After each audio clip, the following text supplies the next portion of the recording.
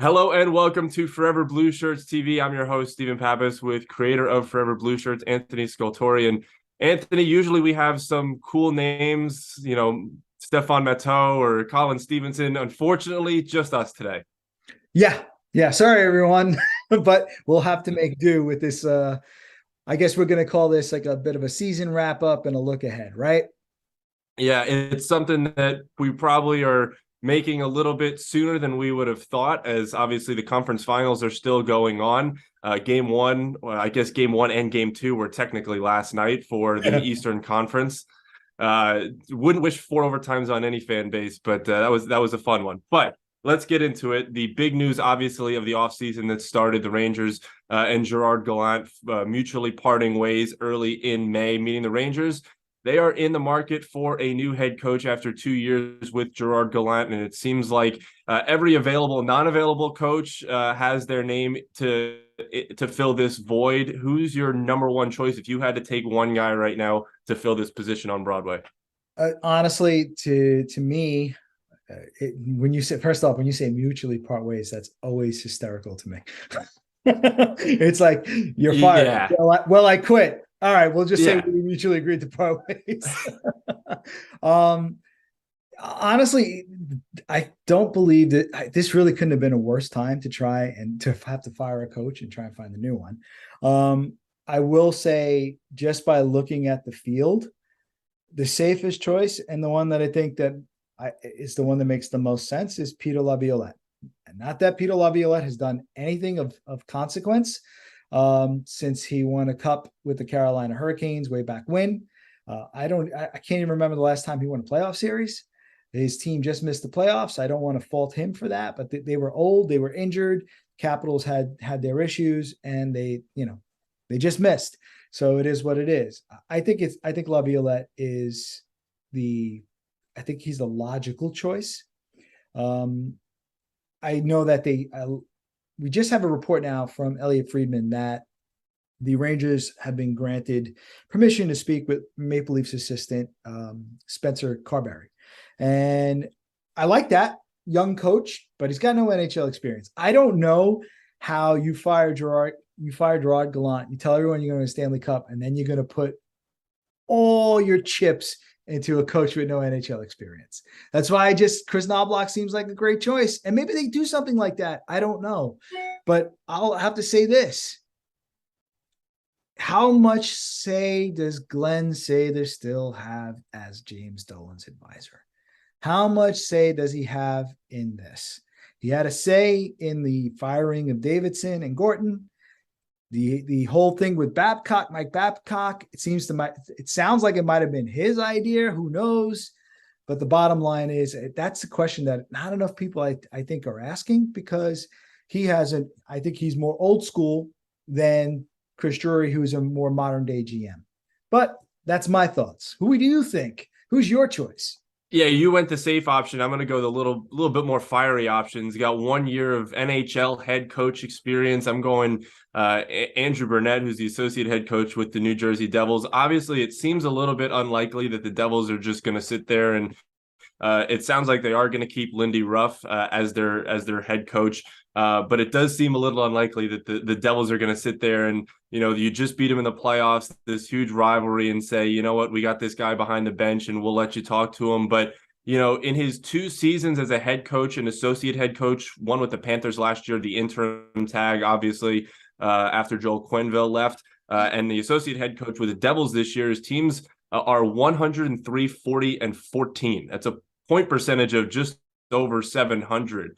And then you look at the analytics and where the Rangers really struggled this year at 5-on-5. The Devils this season, second in the NHL expected goals at 5-on-5. The Panthers, second a year ago when they won the President's Trophy at expected goals at 5-on-5.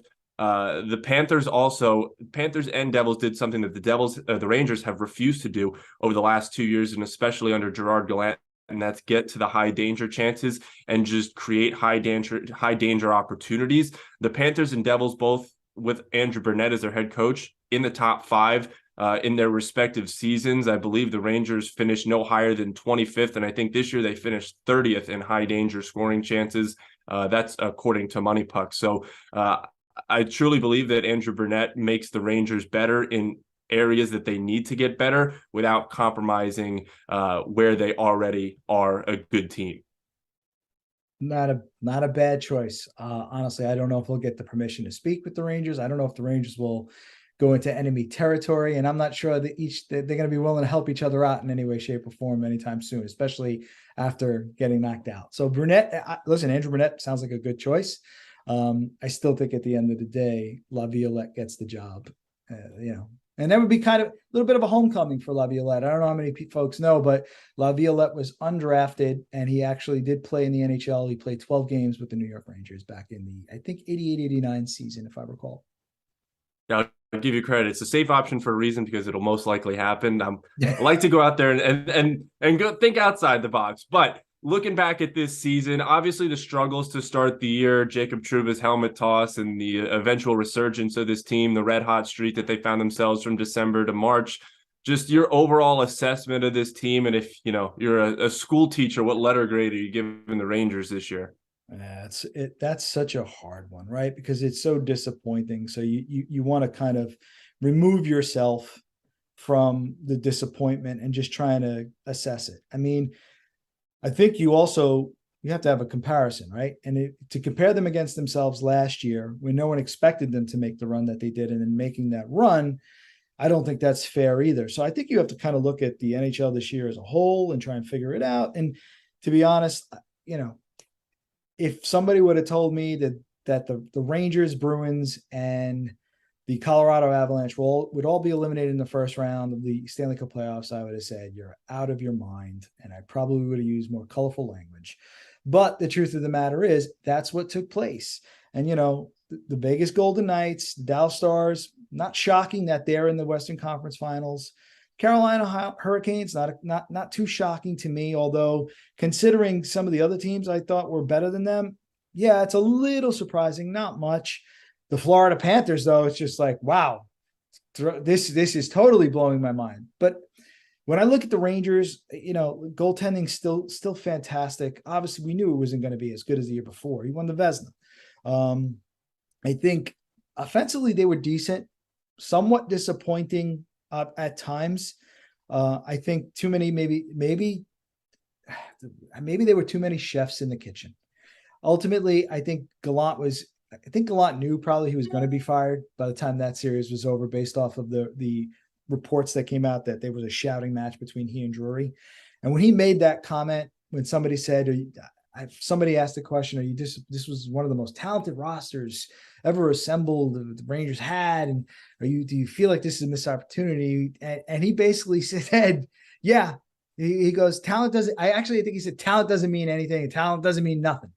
It's like, if you don't want to forecheck and there's no hard work, it doesn't. He's like, sure, I love to have talent, but if you're not going to do the work, and that, when you talk about roster construction, is a direct shot at Chris Drury and whoever makes those decisions. So I think I give them a B, because I thought, they were only a couple of points off from the season before. The playoffs are a disappointment. Obviously, they went 7 games. It's not that they lost in 7 games. It's how they were no-shows in three of those games, that probably others would probably give them an F or a D. But I have to look at it and say, Hedl had a career season. He's coming along. Kakko had 40 points. He's starting to look like a better player. There's more they need out of Loff. There's no doubt about it. Alexei Lafreniere has to do better. Keandre Miller had a career season, right? Trouba was rock solid. Fox was fantastic, got Norris consideration. It was an utter disappointment to me in the playoffs. After the way he started the playoffs, probably not enough people are talking about how disappointing he was the rest of the way, because I still can't wrap my head around what he did in Game 7 shorthanded. I can't believe he was that nonchalant and careless with the puck and got stripped, and that was the goal. That was it. Once they scored that, it was over. It was the middle of the game, and it was over. I just was like, I was dejected. I was like, I think the Rangers was just like, I can't believe this is it. So I'll give them a B. You are more on the analytic side. I more eye test guy. What would you say? All I'm going to say is I'm glad we're doing this, 2 or 3 weeks after the season ended and not the night of, because I probably would have said F, F minus, F double minus, the lowest grade that you could possibly give somebody. But given some time to think about it, I'll go a little bit below you. I'm going to give him just a straight C, C plus, no C minus, just a straight C, especially with the expectations that came into this season. A lot of people thought that the Rangers could take a step back from last year with how successful that they were, 52 wins and all that. They, kind of did, but not really. They were still a team that was challenging for the top five in the league for most of the season. But I think if you want to look at this Rangers season, you need to look at other teams that have won the Stanley Cup in the past. So Washington, St. Louis, Tampa Bay, Colorado.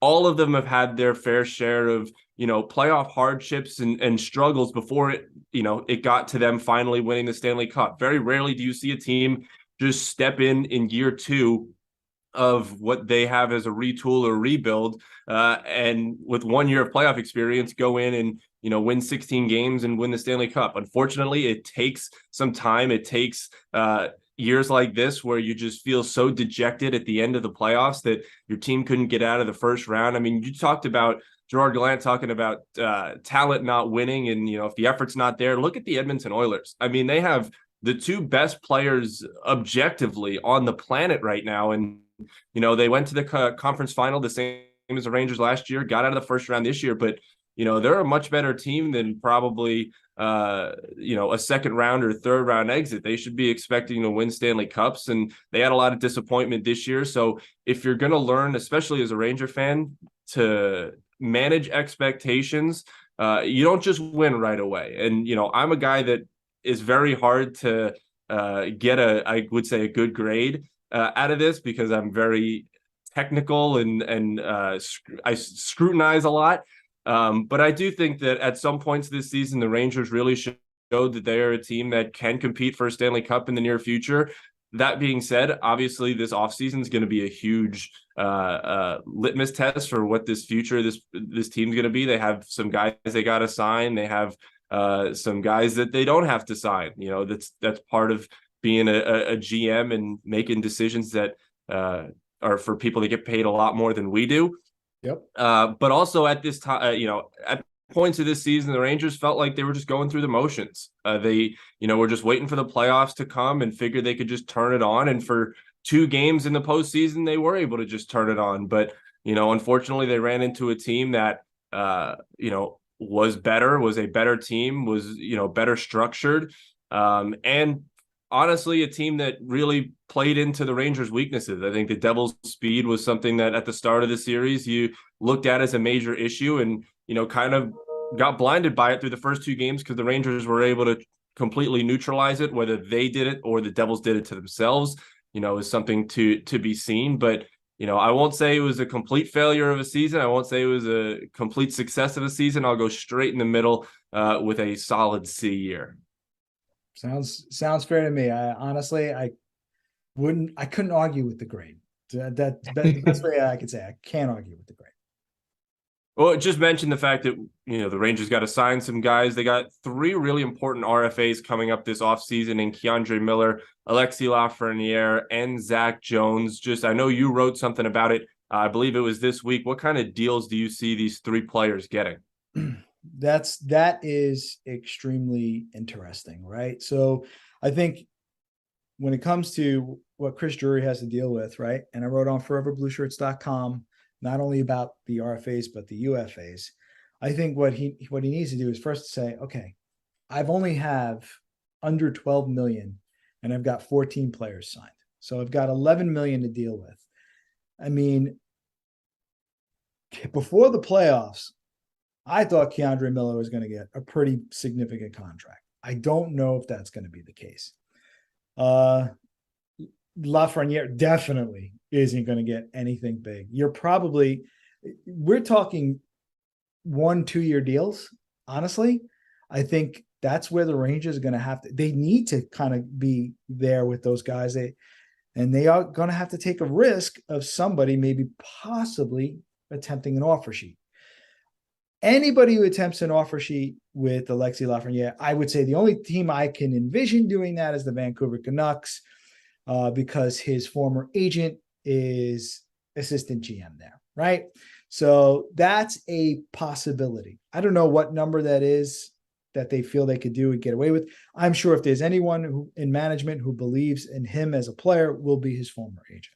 So let's keep that as a potential option out there. I just don't think many teams are going to do that. Regardless of that fact, the Rangers are in control here. These are RFAs with no arbitration rights. So the Rangers need to try and get 1-2 year deals. They probably won't get more than 2 years from each one of these players, because they're going to want to cash in sooner rather than later. So I would believe they would bet on themselves as well. So let's just go 2 years for both Loff and Miller. And let's go Miller around 3, maybe 3.5, and let's go Lafreniere around 2.5, right? But even so, you're looking at $5 million. That's half your cap space. You've got 16 players signed. You need a backup. You need another defenseman, which maybe Jones is the answer there, and he's probably wouldn't cost more than $1 million. He's got no leverage either. And no, I don't think there's going to be trade demand. He's not Nils Lundqvist. So you got him. And then what are you going to do? Tyler Mott supposedly wants to come back. That's a UFA that I think you have to sign. You have to get him to come back, especially if you're going to try and find some more cap room by getting rid of the only veteran player with a significant cap hit that doesn't have a full no move clause is Barclay Goodrow. And the Rangers need more Barclay Goodrows than less. But again, he makes $3.6 million for several more seasons. I mean, you salary dump him, you wrap up a pick to have somebody take him on that fits in his 12-team no trade, right? And you get a couple extra bucks. You sign Mott, that kind of is his replacement. You have Vesey. You bring up Will Cooley, who I thought was very good. You put him on the fourth line. He's cost controlled at under $1 million. And you figure out, is there a mid-tier UFA that you can get to maybe round out that third line on the wing? And the first name that comes to mind, and I know you didn't ask, and if I'm going ahead of you, I apologize. But hey, wouldn't it be nice to have a reunion with Jesper Fast? Yeah, I will say you are definitely going ahead, because that is the next point that we're going to get to. So I'm glad you got your guy out there. We'll see in the next couple of minutes if you could think of another guy as well, because I'm going to ask you if you got another guy as well. But now. Naturally, when you're talking about Miller, Lafreniere, and Zach Jones in that order, I'm going to start with Zach Jones. And I think, you're obviously spot on. I think the one by one, I think for all three of these guys, naturally, if whatever year they're going to get, I think the AAV is going to match the year, which that being said, it's probably nowhere between more than 1 or 2 for either of these guys. But Zach Jones is a guy that, is probably going to make $1 million next year. I wouldn't hate seeing him the third pair, at least to start the year. And if that's the case, your third pair makes a combined $2.5 million and are both under 23 years old in Braden Schneider and Zach Jones. So there's, unless there's a free agent pickup that they're going to go and get and bolster that bottom six or the sixth defenseman with a more veteran player, I would not hate to see Zach Jones sitting there. It's a cost-effective player that you could plug into your lineup, who's shown, especially at the AHL level, that he could play. We'll see if that translates into the NHL. For Miller, you mentioned that he struggled a lot in the playoffs. I'd argue he struggled a lot more than just the playoffs this year, and especially with turnovers. I think he was very irresponsible in his own end. I believe he was in the top 5 for most turnovers at 5-on-5 by defensemen in the NHL this year, which is a little bit concerning. Unfortunately, Adam Fox was also in the top 10 of that list. But either way, Miller this year turned the puck over a whole heck of a lot. Didn't seem very confident, especially down the stretch of the year in the defensive end. Too many turnovers, too many instances where he didn't really feel confident or didn't look confident with the plays that he was making. He'd hesitate, and that's why he would end up turning the puck over. I think there's a silver lining in all this from the Rangers, because I think if you asked me in January how the Rangers are going to fit in Keandre Miller and Alexi Lafreniere this offseason, I would tell you that it would take moving mountains to be able to do so. But I think Miller kind of played himself into a contract that really helped out the Rangers financially.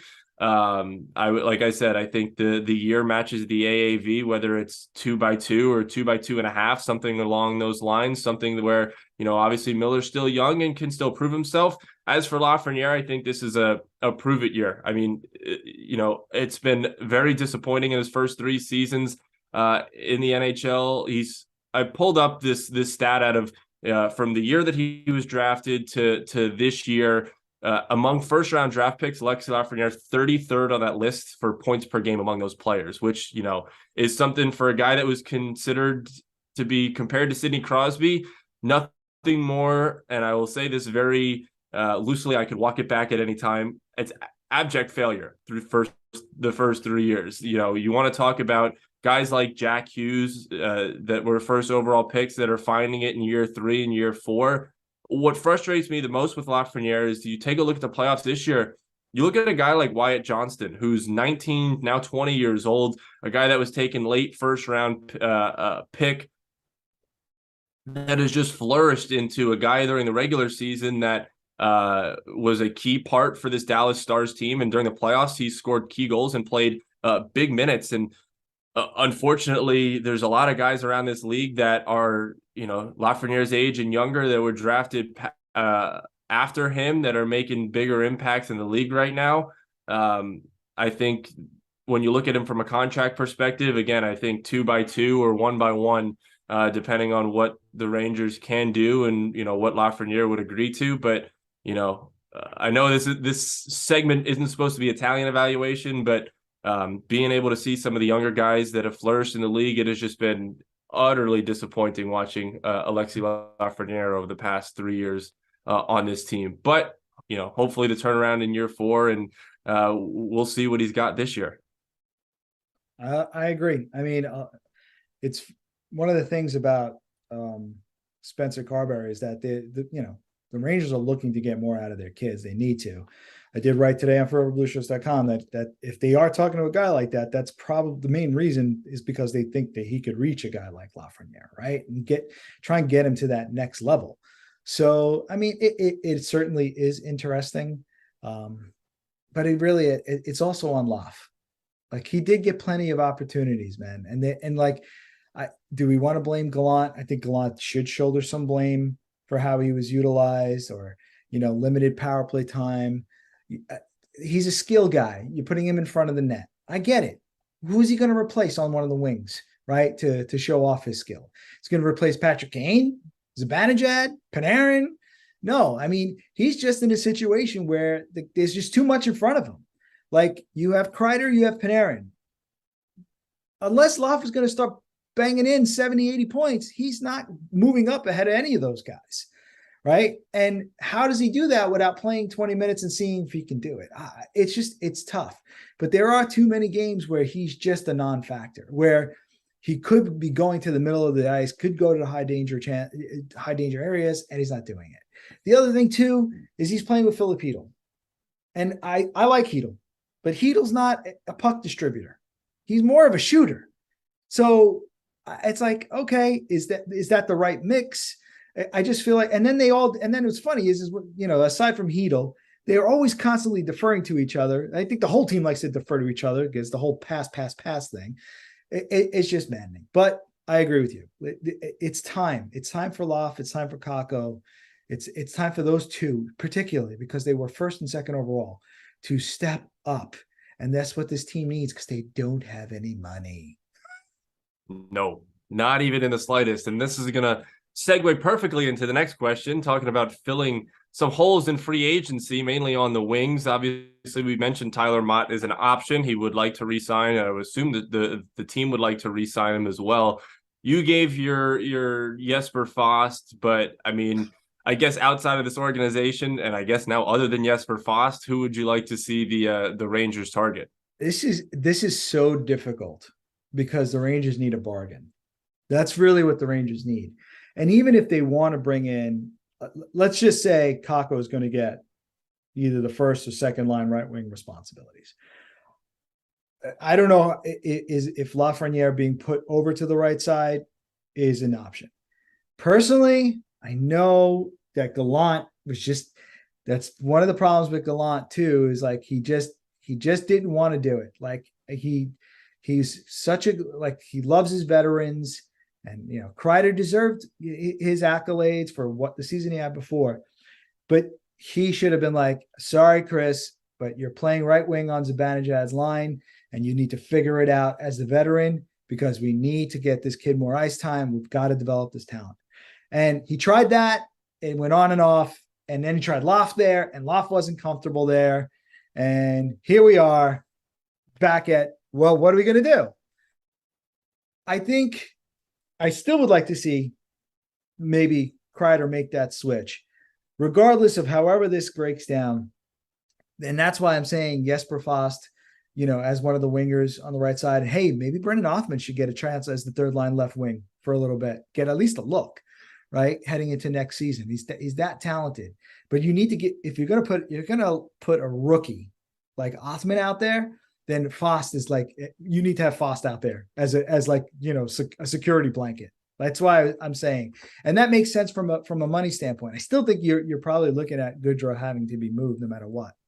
But if the Rangers aren't going to make these moves, and they're going to keep Lafreniere, on the third line left wing, then you need somebody like a Gustav Nyquist to with some experience, maybe get him as a bargain, because he's coming off, he's got a shoulder issue situation.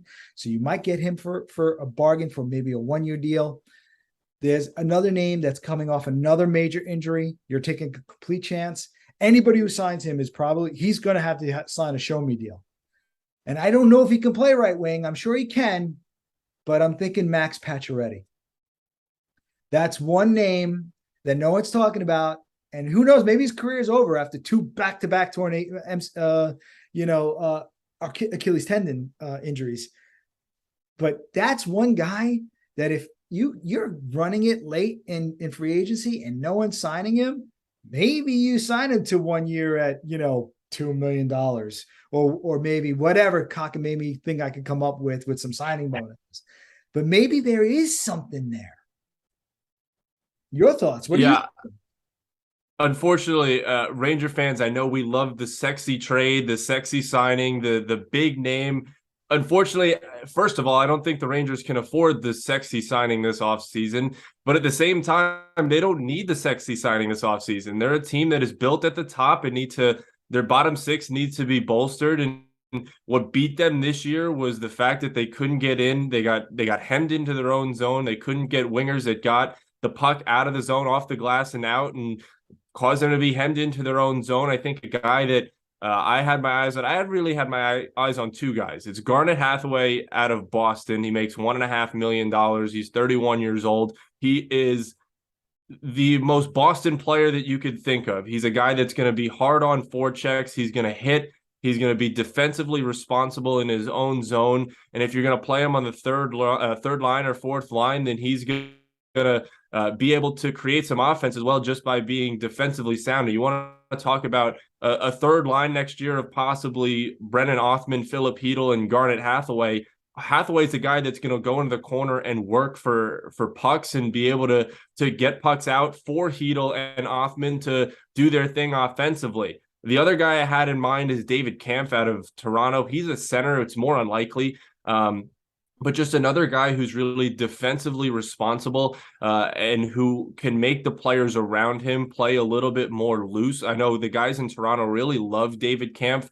The one thing I heard of is Kampf was their defensive center until they realized that they had a defensive center in Ryan O'Reilly when they traded for him this year.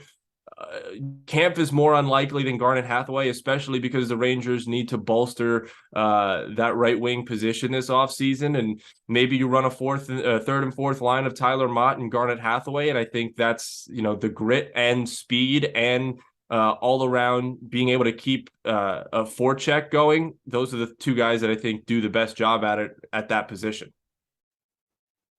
All right, everyone. And you all saw who did their homework and who didn't. It was definitely me that didn't do any homework. Very well. I'll give you a chance. This is a completely off the cuff question. Never wrote it down, didn't research it all. And it's purely an opinion-based question as we wrap this up. This season, looking back, your favorite memory, favorite game, favorite moment of the season? With one Stanley Cup in 83 years, I have none. uh, my favorite moment of the season. Oh, that is a tough one. I don't have a favorite moment because let's just be honest, they didn't win. They didn't look good. I would say the the best moment of the season was the Jacob Trouba helmet toss. And the only reason why I say that is because if anyone doubted Trouba being chosen as captain, there was your reason why it was the right choice. Because the team did turn it around after that. It was a big deal. And for a guy who really loves and relishes the role, and I mean read books, talked to people about becoming captain and sought out advice to become the best captain possible. I thought it was really, really good to see. And I got to be honest, I'll throw this out there since you brought it and you put it in my mind. In 2024, both Jacob Trouba and Chris Kreider are their full no move clauses become modified no trade clauses. So they have to provide lists. I do not believe the Rangers are going to trade them both. I do believe that Kreider is the one they'll choose to let go because of the fact that they have so many forwards and because Trouba is the captain. And I just think they'll stick with him a little bit longer than they will Kreider. And they'll take that $6.5 million that Kreider has and they'll use it to hopefully pay Kakko his next big contract, or, Lafreniere, hopefully his next big contract. They'll take that money and they'll give it to those kids who are going to be the future of the franchise for the next 10 years. Or maybe Othman.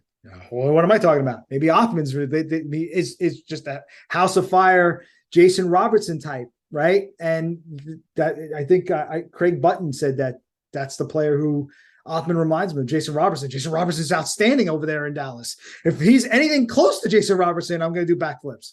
So that's how I would put it. I don't know if you have a favorite moment. Maybe you do, but I'd love to hear what yours is. Yeah, selfishly pulling back the curtain. So I live in Louisiana. I don't live anywhere in the New York, New Jersey area. So I don't get to see the Rangers play really at all. I get to watch them maybe once a year when they come and visit Dallas. I know we just mentioned Jason Robertson. And for me, that game that they played this year back in October in Dallas has to be the highlight for me. I mean, both years that I've watched the Rangers in Dallas, they've gone down 1-0 within the first, I want to say, 2 minutes of each game. And I'm kind of sitting there among Dallas Stars fans. And don't get me wrong, the Ranger fans travel well, but sitting amongst the Dallas Stars fans in the first minute of both games, having to, be ridiculed for being a Ranger fan was not fun. But, last year or 2021, they won 7-4 or something like that. This year, they won 6-3, and Julian Gauthier scoring that goal. I know he's not part of the team anymore, but for a guy that never hit the net or struggled to put the puck in the back of the net to score a goal like that, Shesterkin was able to settle down in that game. But being able to see the team live is just something that when I lived in New York and New Jersey, I took for granted, just because Madison Square Garden is all of 45 minutes to an hour away from where I grew up. But now, obviously, being able to see him once a year, it makes it a little bit more special to be able to watch him. And then, obviously, the Stars game at Madison Square Garden was something completely different than the other two Stars games. It was a low-scoring game that ended up with Miller tying the game, and Fox obviously winning it overtime. So I think just living down here, I think those two Stars games for me have to be the highlight of the season. But like you mentioned, it was a year that didn't end not only in a Stanley Cup, but not being able to get out of the first round. So it's hard to look at this season without just wanting to forget about it. And Pete Blackburn on Twitter actually posted something after the Bruins lost in Game 7. And I'm not comparing the Rangers and Bruins at all. They're two seasons, are two very different things. But he mentioned that, after the Bruins loss, he wants to erase every single memory of that team. And to be honest, that's kind of the way I've thought about it. Any memory of this team this year just needs to go. It was not a fun season, not a good season, but something that can be learned from in the future. Hard to learn from it if you forget about it, though. So That is true. maybe we can forget Yeah. about it, but they better not forget about it. By the way, Yeah, that I'll Dallas forget Stars about it. game, They need to remember. that Dallas Star games was also Zach Jones' first NHL goal. So Yes. maybe that's some foreshadowing. Maybe Zach Jones is going to be the third pair left defenseman with Braden Schneider. Who knows? My favorite part of that was watching Niels Lundqvist skate around during pregame and obviously playing in that game, just waiting for him to score. Just the doom and gloom waiting for him to score because of course the ex-Ranger in his first game against the team would find it back in the net. Luckily didn't happen, but a fun game nonetheless. Awesome. All right, Anthony, it was definitely fun. Again, sorry we couldn't get some of the bigger names that you're used to when we put out videos My like fault. this, but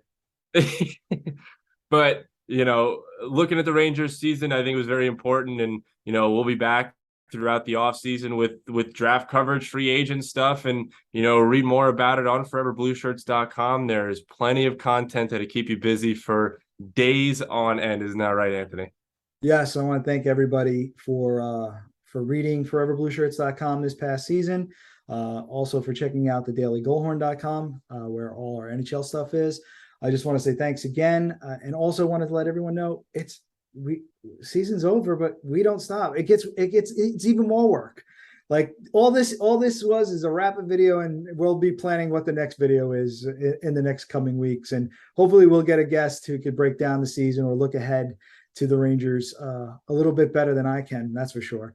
But definitely want to say thanks to everyone, and for also tuning in and subscribing to Forever Blue Shirts TV. I'll say it, please hit the like button, hit the subscribe button. It goes a long way, and it helps us deliver more content like this. And by the way, Steven, you're awesome at this. You should do this for a living.